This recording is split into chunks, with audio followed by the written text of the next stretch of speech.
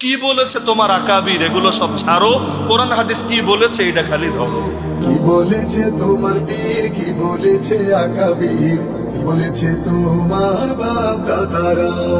ওইসব কিচ্ছা ছাড়ো যদি বন্ধু পারো, ওইসব কিচ্ছা ছাড়ো যদি বন্ধু পারো।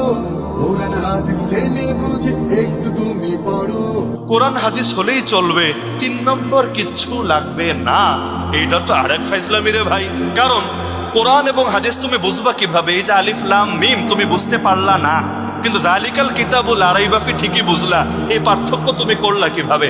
হাদিসের মধ্যে কোনটা রহিত, রহিত বুঝেন, নাসিখ মানসুখ। কিছু হাদিস এটা রহিত, যেমন আমরা কি নামাজ পড়ি মসজিদে আকসার দিকে ফিরে, কেন?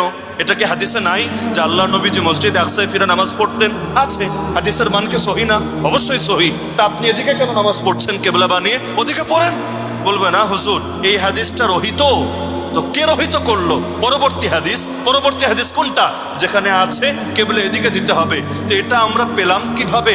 আমরা তো পেলাম সেই পূর্বসূরীদের থেকেই। তো ইসলাম এসেছেই রাসূল এবং সাহাবীদের মাধ্যমে। মা আনা আলাইহি ওয়া আসহাবি আলাইকুম বিসুন্নতি ওয়া সুন্নাতিল খুলাফায়ে রাশিদিন আল মাহদিয়িন।